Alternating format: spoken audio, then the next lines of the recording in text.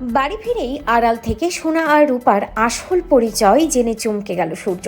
হ্যাঁ বন্ধুরা, আমরা এমনটাই দেখতে পাবো অনুরাগী ছোঁয়া ধারাবাহিকের আগামী পর্বগুলোতে। কলেজে যে সূর্য ঋত্বিককে হারিয়ে দিয়েছে এই খবর লাবণ্যর কাছে চলে আসে। তাই লাবণ্য সোনা আর রূপাকে একটুখানি উর্মিকে সামলাতে বলে। উর্মিকে বলে যে আজ থেকে সোনা, রূপা, দীপকে নিয়ে তুমি এ বাড়িতেই থাকবে, আমি ফিরে এসে সব ব্যবস্থা করব।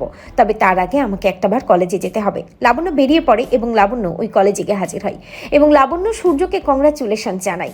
সূর্যকে নিয়ে লাবণ্য বাড়িতেও ফিরে আসে। তবে বাড়িতে ফিরেই লাবণ্য চারদিকে তাকাতে থাকে যে সোনা, রূপাকে এক্ষুনি সূর্য দেখতে পেয়ে না যায়। মনে মনে ভাবে লাবণ্য যে তার একটু সময় চাই, সে ঠিক সূর্যকে কিছু বলে বোঝাতে পারবে। তবে সূর্যকে ততক্ষণ নিজের ঘরে পাঠাতে হবে। লাবণ্য সূর্যকে সূর্যর ঘরে যেতে বলে। অন্যদিকে লাবণ্যর ঘরেই সোনা আর রূপাকে নিয়ে উর্মি অপেক্ষা করতে থাকে।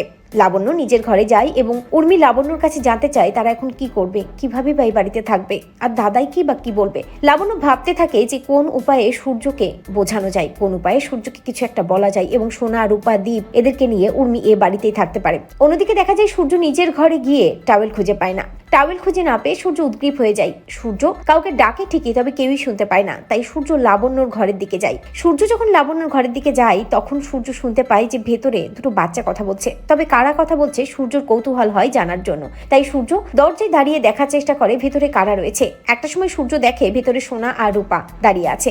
তবে ওরা কারা সূর্য সেটা বুঝতে পারে না। লাবণ্য একটা সময় উর্মিকে বলে যে উর্মি, দীপ তোমার সন্তান, তুমি দীপকে নিয়ে বাড়িতেই থাকবে। অন্যদিকে সোনা, রূপা সূর্য সন্তান, সোনা, রূপার অধিকার আছে এ বাড়িতে থাকার।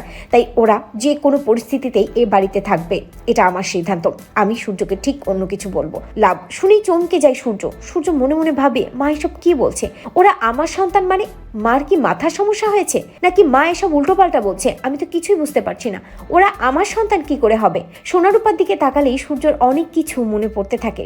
সূর্যর মাথায় যন্ত্রণা হয় এবং সূর্যর পুরনো কথাগুলো স্মৃতিতে আসতে থাকে। তো বন্ধুরা, তোমরা এটাই চাও তো যে এভাবেই যেন সূর্যর সোনারূপার কথা মনে পড়ে, সোনারূপা যে নিজের সন্তান এভাবেই যেন সূর্য জানতে পারে? কমেন্ট করে জানাতে ভুলো না।